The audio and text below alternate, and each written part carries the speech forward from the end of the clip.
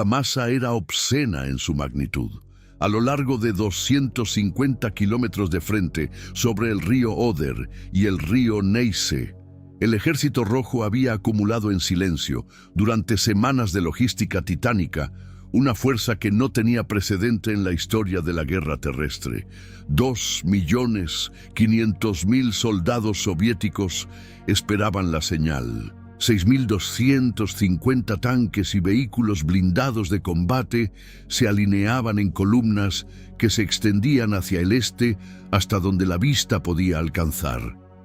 41.800 piezas de artillería y morteros dispuestas en densidades que en algunos sectores alcanzaban 267 cañones por kilómetro de frente, apuntaban hacia el oeste en el silencio frío y húmedo de mediados de abril. 7.516 aeronaves de la Fuerza Aérea Soviética esperaban en campos de aviación recién habilitados, listos para saturar el espacio aéreo sobre lo que iba a ser el último campo de batalla del Tercer Reich.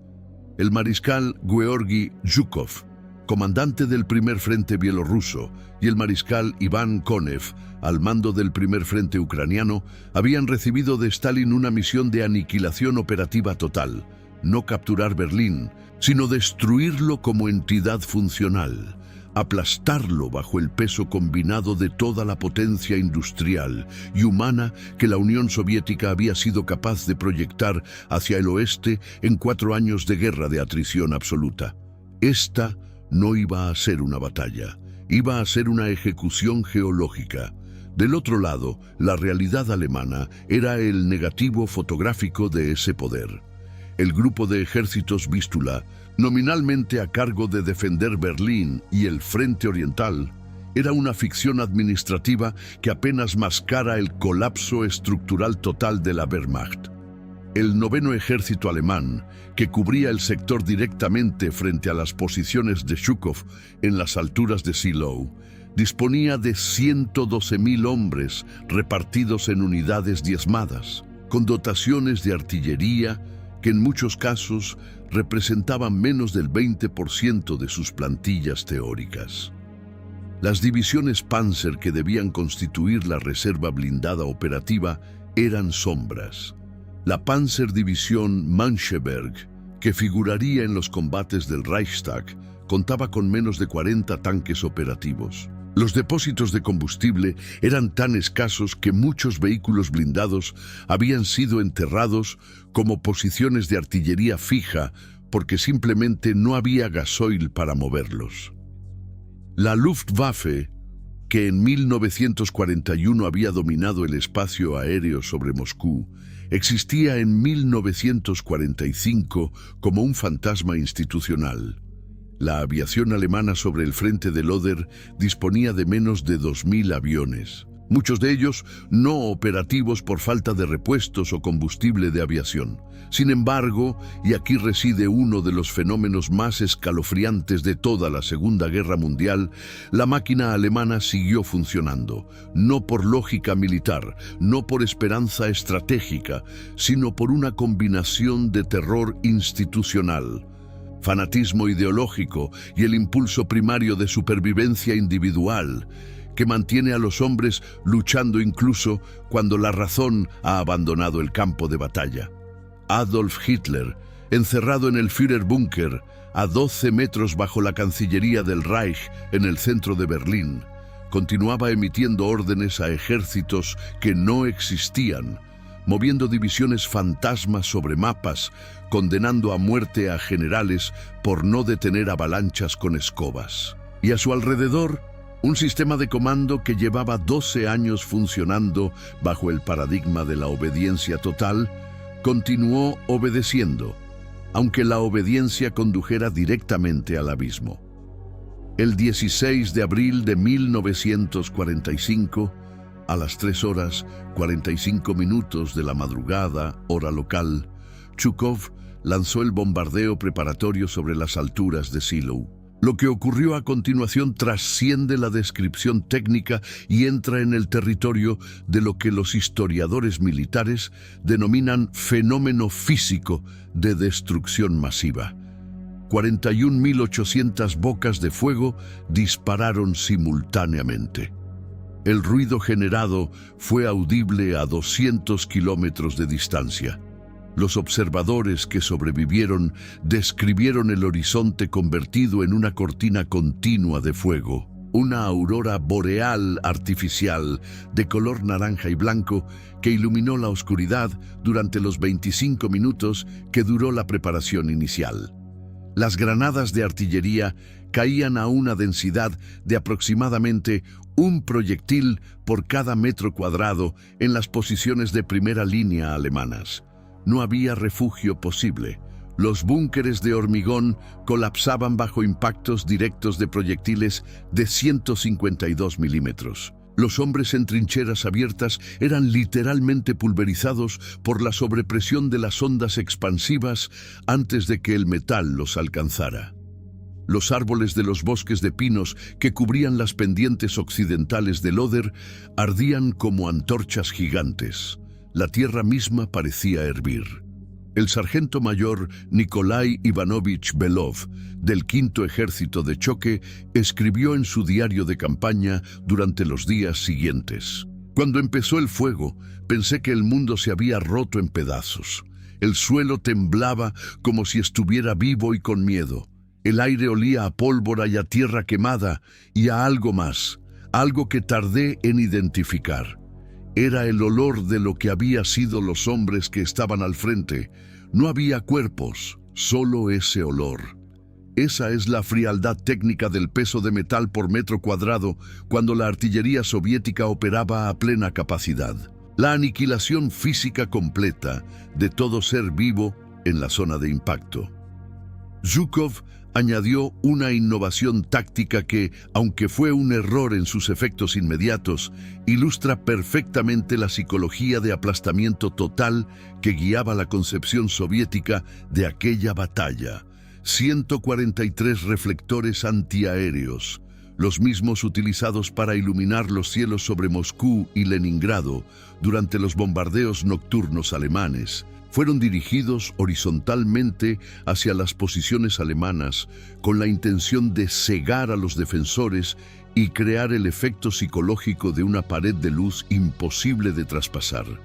En la práctica, el denso humo del bombardeo refractó la luz hacia el interior de las líneas soviéticas, desorientando temporalmente a las unidades de infantería que avanzaban. Pero el gesto era revelador. Zhukov no buscaba simplemente vencer. Buscaba crear una experiencia de terror apocalíptico, un escenario en el que los defensores sintieran que no estaban siendo atacados por un ejército humano, sino por una fuerza de la naturaleza imposible de resistir. En términos de guerra psicológica operativa, la intención era paralizar la voluntad de resistencia antes de que los tanques llegaran a las posiciones defensivas.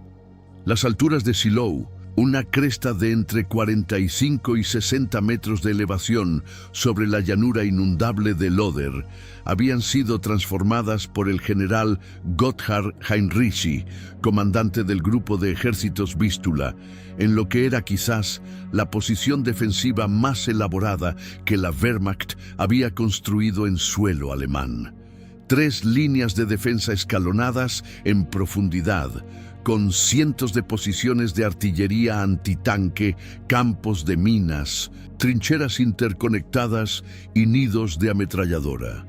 Heinrici, un veterano del Frente Oriental con una comprensión íntima de la táctica soviética, había ordenado retirar a sus hombres de la primera línea horas antes del bombardeo preparatorio, anticipando exactamente lo que Zhukov haría. Cuando la artillería soviética pulverizó las posiciones de vanguardia, en muchos sectores no encontró más que tierra vacía y explosivos trampa. Era un acto de inteligencia táctica brillante que, sin embargo, solo podía retrasar lo inevitable por horas o, en el mejor de los casos, por días. El avance inicial de los tanques T-34 y los Iosif Stalin II sobre el terreno empapado por las inundaciones del Oder fue un desastre operativo controlado. Los vehículos pesados se hundían en el barro de la planicie. Los ingenieros soviéticos trabajaban bajo fuego para construir caminos improvisados con tablones y ramas. Las pérdidas en blindados durante las primeras horas no vinieron del fuego enemigo, sino del terreno mismo. Zhukov, furioso, arrojó sus reservas blindadas al combate antes de que la infantería hubiera limpiado las posiciones defensivas adelantadas, creando un caos táctico en las carreteras de acceso a las alturas. Durante 2 días completos, los Panzerfaust alemanes, ese lanzagranadas antitanque desechable de un solo uso que costaba menos de 30 marcos de fabricar, cobraron una cosecha sangrienta sobre el blindaje de los tanques soviéticos, atrapados en los estrechos caminos que ascendían por las laderas de Zielou. Un solo soldado de infantería alemán con un Panzerfaust parapetado en una trinchera o en la ventana rota de una granja, podía detener durante minutos una columna entera de blindados, mientras los ingenieros buscaban una ruta alternativa. Pero Konev, al sur, avanzaba. El primer frente ucraniano había cruzado el Neisse con mayor fluidez y sus columnas blindadas penetraban en profundidad hacia el noroeste. Stalin, que seguía la batalla hora a hora desde el Kremlin, asusó a sus 2 mariscales con una competencia explícita. Quien llegara primero al Reichstag recibiría la gloria histórica. La dinámica creó una carrera de destrucción en la que ambos frentes aceleraban sus avances sin preocuparse excesivamente por los flancos descubiertos, confiando en la masa brutal de sus fuerzas para absorber cualquier contraataque. Las líneas defensivas alemanas se rompieron definitivamente el 19 de abril. 250.000 soldados alemanes quedaron cercados en el bolsón de Halbe, al sureste de Berlín, atrapados entre los frentes de Zhukov y Konev, en uno de los calderos más sangrientos del frente europeo. Las tentativas de escape del 9º ejército alemán a través de los bosques de pinos de la región de Spreewald se convertirían en una carnicería que costó la vida a entre 50.000 y 80.000 soldados y civiles que intentaban huir con las columnas militares. El 21 de abril, las primeras unidades de vanguardia soviéticas tocaron el extrarradio noreste de Berlín. No encontraron una ciudad. Encontraron un campo de escombros. Años de bombardeos aliados. Primero los 1000 bombarderos de la Real Fuerza Aérea Británica en las noches, luego las fortalezas volantes estadounidenses en los días, habían reducido amplios sectores de la capital del Reich a un paisaje lunar de fachadas sin entrañas y montañas de cascotes que en algunos puntos alcanzaban los 3 metros de altura.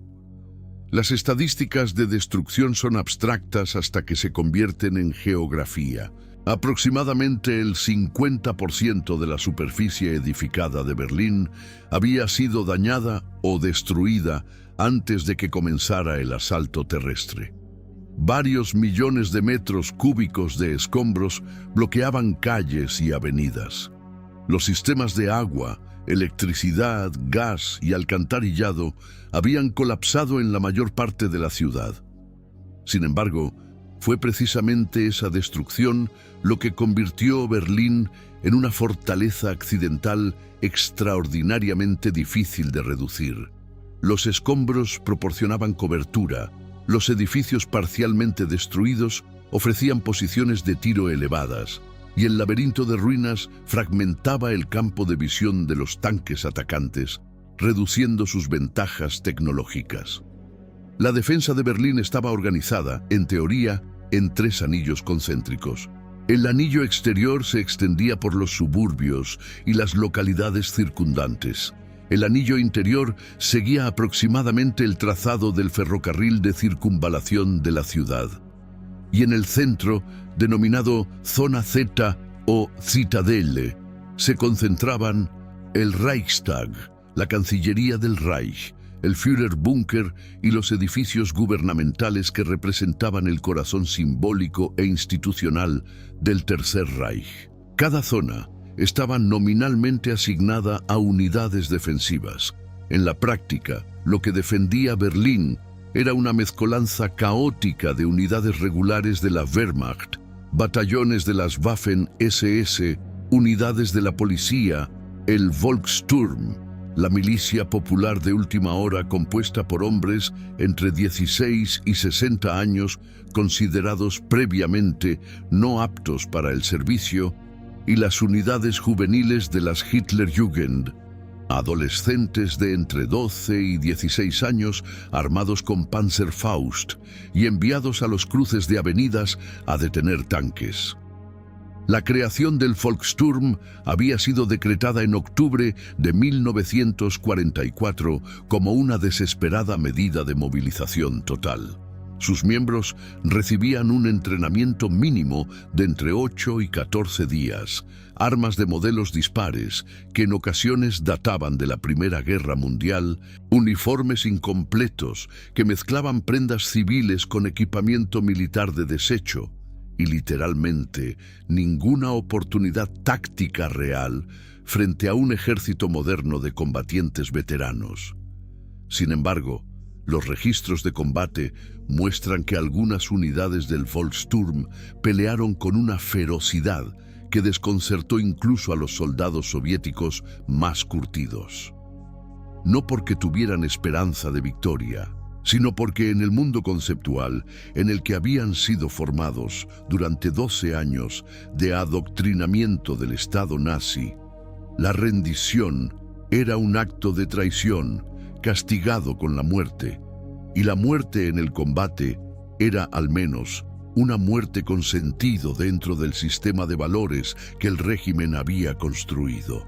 La propaganda del ministerio de Goebbels había producido exactamente el tipo de ser humano que necesitaba para su suicidio final. Individuos incapaces de concebir una existencia fuera del marco del conflicto absoluto. El teniente Hans Behrendt, oficial de la Wehrmacht, asignado a la defensa del sector Tiergarten, dejó en su diario una entrada fechada el 22 de abril que captura con precisión escalofriante la psicología del defensor en aquellos días. Recibí hoy la orden de organizar un puesto de defensa en la esquina de Leibnizstraße con Kantstraße. Me asignaron 23 hombres. 8 soldados de mi batallón, 6 veteranos del Volkssturm, de los cuales 2 tenían más de 60 años, 4 Hitlerjugend, de los que el mayor tendría quizás 15 años, y 5 que no sé bien de dónde venían ni a qué unidad pertenecían. Tenemos 2 ametralladoras MG-42, 11 rifles, 3 Panzerfaust y 4 pistolas. Frente a nosotros hay, según los informes, una división blindada completa. En el manual de táctica esto no es un puesto defensivo, esto es un epitafio. Behrendt murió el 26 de abril. Su diario fue recuperado entre los escombros y conservado en archivos militares. Ese tipo de testimonio, la voz individual atrapada en la mecánica de la aniquilación colectiva, es precisamente lo que distingue la batalla de Berlín de todas las batallas anteriores de la Segunda Guerra Mundial en el frente europeo. No hubo heroísmo elegante ni gestos épicos que la cámara pudiera capturar para la posteridad. Hubo hombres en ruinas peleando con lo que tenían sin saber por qué exactamente, más allá del hecho brutal de que si dejaban de pelear serían fusilados por las SS o aplastados por los tanques soviéticos. La frialdad operativa de esa trampa es difícil de superar en la historia militar moderna. Las unidades soviéticas que comenzaron a penetrar en las calles de Berlín a partir del 21 de abril eran, en su mayoría, veteranos con 3 o 4 años de combate ininterrumpido en el frente oriental. Hombres que habían cruzado el invierno de Stalingrado, que habían sobrevivido los contraataques Panzer en el Donbass, que habían cruzado el Dnieper y el Vístula bajo fuego. Y aún así, el combate urbano en Berlín les impuso un precio que ninguno de ellos habría anticipado. La naturaleza física del entorno de combate en una megalópolis destruida creaba condiciones de combate que anulaban sistemáticamente las ventajas materiales soviéticas. Los tanques T-34, que habían demostrado ser armas formidables en la estepa ucraniana y en las llanuras polacas, se convertían en sarcófagos de acero en las calles estrechas de Berlín. Un tanque puede girar su torreta horizontalmente, pero no puede elevarse lo suficiente para disparar hacia un tercer piso. Un soldado alemán con un Panzerfaust en el tercer piso de una fachada destruida podía aproximarse a 30 metros de un tanque antes de disparar, moverse y repetir la operación. Los registros soviéticos de pérdidas en blindados durante los 12 días de combate urbano en Berlín son reveladores. Se perdieron entre 2.000 y 2.300 tanques y vehículos blindados en toda la operación, con la gran mayoría de las bajas de material ocurriendo en el interior de la ciudad. La solución táctica soviética fue una demostración de pragmatismo brutal, aprendido en años de guerra de atrición. Se organizaron grupos asalto de trinchera, denominados en ruso Shturmovye Grupy, de entre 8 y 15 hombres por unidad, que combinaban ingenieros de demolición, tiradores de precisión, operadores de lanzallamas, artillería ligera con cañones anticarro de 45 milímetros y hasta 76 milímetros arrastrados manualmente a posición y equipos de ametralladora. La táctica era metódica y devastadora. La artillería pesada, incluyendo obuses de 122 y 152 milímetros, era arrastrada a posiciones de tiro directo a menos de 300 metros de los edificios objetivo y disparada punto a punto sobre las fachadas hasta abrir brechas en los muros estructurales. Los ingenieros abrían pasos mediante demolición controlada de paredes medianeras, permitiendo a la infantería avanzar de edificio en edificio sin asomarse a las calles. Cada planta, en cada habitación, cada sótano, cada chimenea, era una posición de combate en potencia. El avance se medía en metros por hora y cada metro tenía un precio en sangre. La guerra de las ratas, denominación que los soldados de ambos bandos adoptaron para describir el combate en los subterráneos de la ciudad, añadía una dimensión adicional de horror a la batalla. El sistema de metro de Berlín, la Untergrundbahn o U-Bahn, constituía una red de aproximadamente 80 kilómetros de túneles que se extendían bajo la ciudad, conectando decenas de estaciones. En las semanas previas al asalto final, cientos de miles de civiles berlineses habían buscado refugio en las estaciones y túneles del metro, convirtiendo ese sistema subterráneo en un refugio masivo donde coexistían civiles aterrorizados, heridos de guerra, combatientes alemanes en retirada y, eventualmente, unidades de avanzada soviéticas que encontraban en los túneles rutas de infiltración hacia zonas centrales de la ciudad. El 16 de abril, ingenieros de las SS abrieron las compuertas que separaban el sistema de alcantarillado y el canal Landwehr del sistema de metro, inundando varios kilómetros de túneles bajo la justificación táctica de impedir el avance soviético por esa vía. Lo que también inundaron fue a los civiles que se habían refugiado en esos túneles. El número exacto de muertos es desconocido. Las estimaciones oscilan entre varios cientos y varios miles. El episodio es emblemático de la lógica de la defensa alemana en esa etapa final. Toda consideración humanitaria había sido subordinada completamente al imperativo de resistencia. Y el imperativo de resistencia era en sí mismo un acto de suicidio colectivo organizado por un régimen que prefería la destrucción total a cualquier forma de rendición.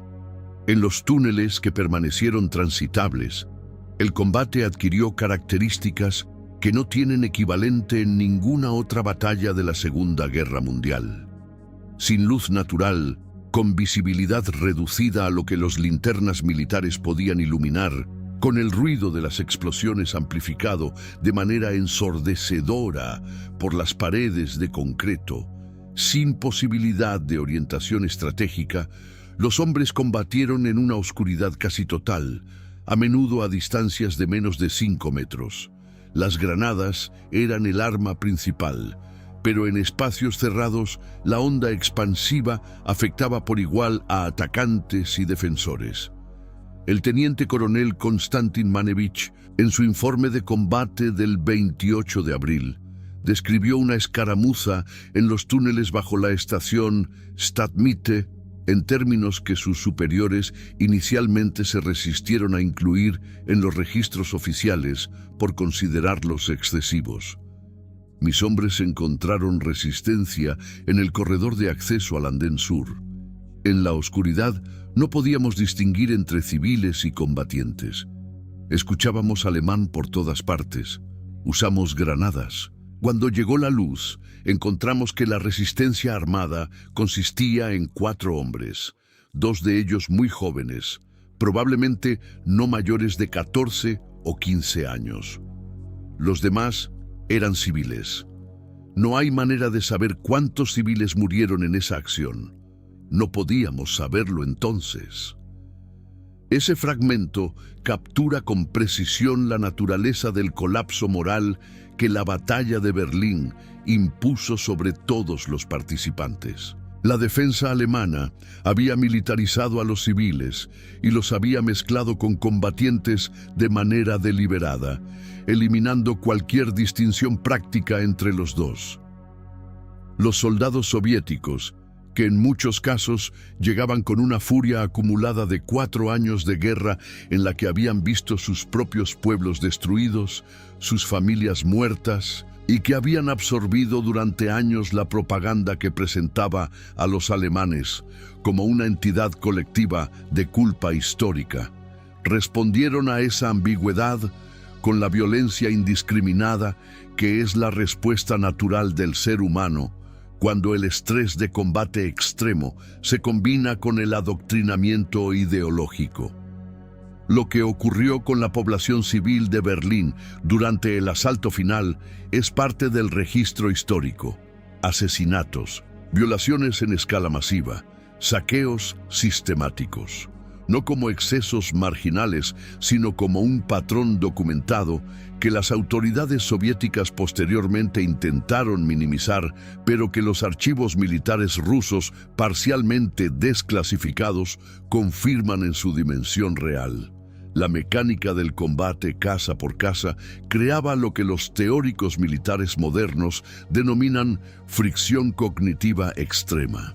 La incapacidad del combatiente para mantener una imagen coherente del campo de batalla o del objetivo táctico inmediato. Un soldado que había cruzado el Oder con la noción abstracta de capturar Berlín se encontraba 24 horas después luchando por el control de un edificio de apartamentos específico en una calle cuyo nombre no conocía, contra un enemigo cuya identidad exacta tampoco conocía, rodeado de ruinas que hacían imposible orientarse visualmente, sin saber si el edificio a su izquierda estaba ocupado por su propio segundo batallón o por un grupo de alemanes armados.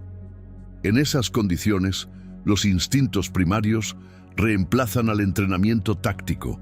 La violencia se vuelve omnidireccional. Los mecanismos de control que la disciplina militar impone sobre el comportamiento individual en el combate se erosionan rápidamente. Lo que queda es la versión más desnuda y primitiva de la guerra.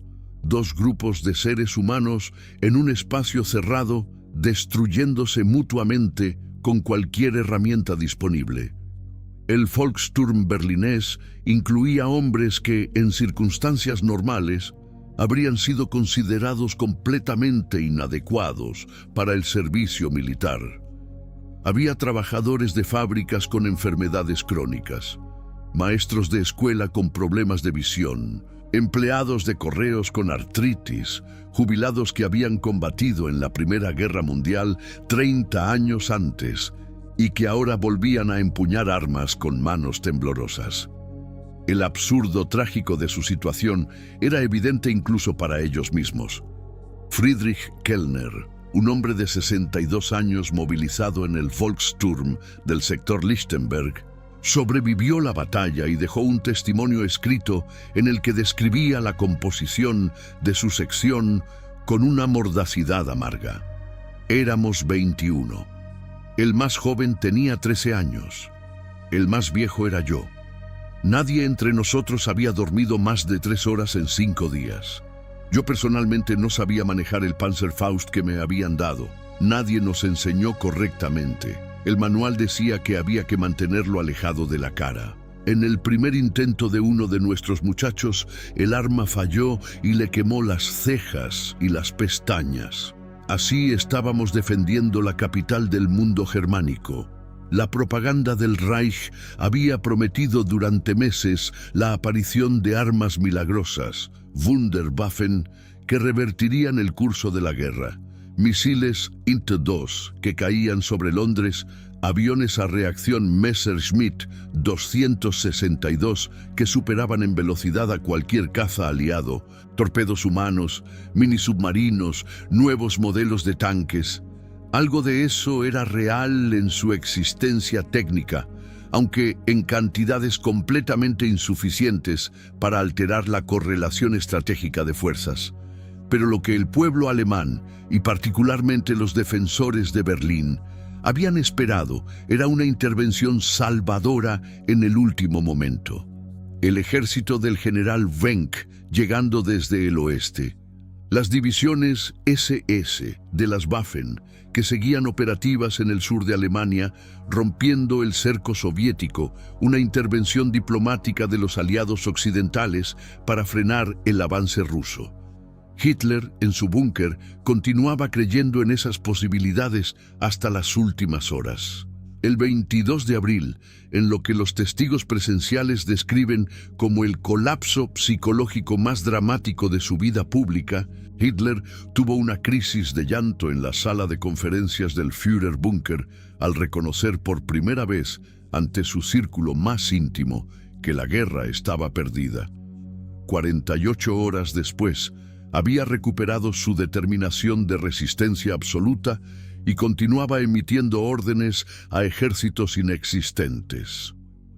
La batalla del Reichstag, que se convertiría en el símbolo icónico del fin del Tercer Reich, fue en muchos aspectos una microcosmos de toda la operación de Berlín. El edificio, dañado por el incendio de 1933 y luego por los bombardeos aliados, no tenía en 1945 ninguna función política real.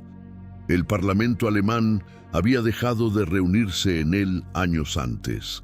Su importancia era puramente simbólica, lo cual lo hacía precisamente el objetivo correcto para la narrativa soviética de victoria. Stalin quería la bandera roja sobre el Reichstag para el 1 de mayo, el Día Internacional del Trabajo, el símbolo sagrado del calendario soviético. Ese objetivo político impuso una urgencia táctica que costó miles de vidas. El edificio había sido preparado para la defensa por unidades de las SS y soldados de marina de la Kriegsmarine, reconvertidos en infantería, con un número aproximado de entre 1.000 y 1.500 defensores, según las fuentes disponibles. Los muros exteriores de arenisca tenían más de 1 metro de grosor. Los sótanos constituían una red de cámaras interconectadas que podía albergar a cientos de hombres. Cada ventana era una posición de tiro, cada corredor interior era una trampa potencial. Las unidades del 150 Cuerpo de Fusileros soviético, bajo el mando del general Vasily Shatilov, comenzaron el asalto contra el edificio el 29 de abril tras días de combate para alcanzarlo a través de las ruinas circundantes. El avance sobre la explanada frente al Reichstag, a través de un espacio abierto barrido por el fuego alemán desde múltiples posiciones elevadas, fue una carnicería. Los hombres avanzaban corriendo en pequeños grupos, mientras la artillería soviética trataba de suprimir los nidos de ametralladora en las ventanas superiores. Muchos no llegaron. La lucha en el interior del edificio fue combate de proximidad en su expresión más salvaje. Piso por piso, habitación por habitación, los soldados soviéticos avanzaban utilizando granadas para limpiar cada espacio antes de entrar, moviéndose entre columnas caídas, pilas de escombros y cadáveres en una oscuridad punteada por el fuego de los disparos y el resplandor de los incendios. El sargento Mikhail Yegorov y el cabo Melitón Kantaria, escogidos por el mando para encarnar el momento simbólico, llegaron a la azotea del Reichstag en la madrugada del 1 de mayo y plantaron la bandera roja que, fotografiada por Yevgeny Yaldey en una imagen que fue parcialmente manipulada antes de su publicación, se convirtió en el icono definitivo del fin de la Segunda Guerra Mundial en Europa. Lo que la fotografía no muestra, lo que la iconografía oficial soviética eliminó cuidadosamente, es que en el momento en que la bandera fue izada, el combate en los sótanos y las plantas inferiores del edificio continuaba. Los últimos defensores no se rindieron hasta el 2 de mayo. La batalla de Berlín, como operación totalizante, duró desde el 16 de abril hasta el 2 de mayo de 1945. 16 días. Las pérdidas soviéticas en ese periodo fueron de aproximadamente 81.000 muertos en combate, con cifras totales de bajas, incluyendo heridos, enfermos y desaparecidos, que oscilan entre 280 y 320.000. Esas cifras hacen de la batalla de Berlín una de las operaciones más costosas en vidas para el Ejército Rojo de toda la guerra, incluidos los periodos más oscuros de 1941 y 1942. Las pérdidas alemanas son más difíciles de cuantificar, dado el colapso administrativo total, pero se estiman entre 90 y 150.000 muertos en combate dentro y alrededor de la ciudad, más las decenas de miles del Bolsón de Halbe, más las cifras imposibles de determinar de víctimas civiles. Hitler se suicidó en su búnker el 30 de abril de 1945, aproximadamente 24 horas antes de que la resistencia organizada en el sector central de la ciudad cesara de manera definitiva. Se administró una cápsula de cianuro y se disparó en la sien derecha simultáneamente, aparentemente por temor a que el cianuro solo no fuera suficientemente rápido. Eva Braun, con quien se había casado el día anterior en una breve ceremonia en el búnker, tomó únicamente cianuro. Sus cuerpos fueron quemados en el jardín de la Cancillería, según las instrucciones que Hitler había dejado, para evitar que fueran capturados y exhibidos como los cuerpos de Mussolini en Milán 3 días antes. Los restos incinerados fueron descubiertos por el SMERSH soviético, el servicio de contraespionaje militar, e identificados mediante registros dentales. Stalin recibió la notificación, pero durante décadas mantuvo deliberada ambigüedad pública sobre el destino final de Hitler, posiblemente como herramienta de presión política en las negociaciones de la posguerra. El general Helmut Weidling, comandante de la defensa de Berlín, firmó la rendición incondicional el 2 de mayo de 1945 a las 6 horas de la mañana. Cuando sus emisarios llevaron el documento de capitulación a través de las líneas soviéticas, la fighting en muchos sectores de la ciudad continuó durante varias horas más, porque las unidades aisladas no tenían comunicaciones ni manera de recibir la orden. Los últimos disparos de la batalla de Berlín sonaron durante la tarde del 2 de mayo. Para entonces, la ciudad en la que 8 millones de personas habían vivido en 1939 tenía aproximadamente 2,5 millones de habitantes, la mayoría de ellos en estado de colapso físico y psicológico, que emergían de los sótanos, los túneles y las ruinas a un paisaje de destrucción total que muchos de ellos, según los testimonios recuperados, describieron como la experiencia de despertar en otro planeta. El soldado de primera clase Alexander Sergeyev, del Tercero Ejército de Choque, escribió a su madre desde Berlín el 5 de mayo. «Madre, hemos ganado. Estoy en Berlín. No queda nada de él. Camino sobre escombros y cada tanto hay algo que fue una calle o algo que fue una tienda y no puedo imaginar que aquí viviera gente.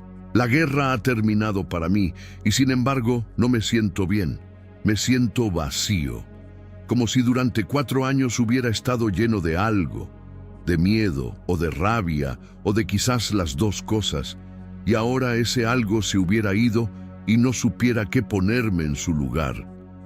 Esa vacuidad es quizás el efecto más honesto de la guerra de atrición total llevada a su conclusión lógica, el exterminio mutuo de la humanidad compartida entre los combatientes. La batalla de Berlín no fue una batalla en ningún sentido convencional del término, fue la liquidación física y moral de un orden político mediante la aplicación de fuerza bruta a una escala que la civilización industrial del siglo XX había hecho posible por primera vez en la historia humana. La superioridad material soviética fue aplastante e irreversible. La resistencia alemana fue irracional, suicida y en sus dimensiones más oscuras, criminal por la manera en que arrojó a civiles, ancianos y niños al mecanismo triturador de una batalla ya perdida antes de comenzar. El colapso estratégico del Tercer Reich no ocurrió como un momento de rendición ordenada, sino como una implosión progresiva. Edificio por edificio, sótano por sótano, hombre por hombre, hasta que no quedó nada que rendir salvo las ruinas de lo que había sido. Lo que Berlín enseña, lo que su destrucción sistemática y documentada en 16 días de combate urbano de intensidad sin precedente sigue enseñando a los analistas militares y a los estudiosos de la condición humana, es que la guerra total, llevada a su extremo lógico, no produce vencedores en ningún sentido significativo de la palabra. Produce sobrevivientes en diferentes proporciones, con diferentes grados de trauma, con diferentes marcos narrativos para describir lo que vivieron. La Unión Soviética narró su victoria como la culminación heroica de la Gran Guerra Patriótica. Alemania Occidental construyó décadas de silencio sobre la experiencia berlinesa antes de comenzar a articular su propio proceso de memoria histórica. Los muertos no narraron nada. Sus cuerpos, enterrados bajo los escombros o quemados en las calles o arrojados a los canales, constituyeron el verdadero lecho geológico sobre el que se construyó la Europa de la segunda mitad del siglo XX. Cada piedra del Berlín que se reconstruyó sobre las ruinas fue colocada sobre ese substrato invisible de 150.000 muertos en 16 días. Esa es la escala real de la aniquilación operativa cuando se aplica a una ciudad de seres humanos. Esa es la medida de lo que ocurrió entre el 16 de abril y el 2 de mayo de 1945.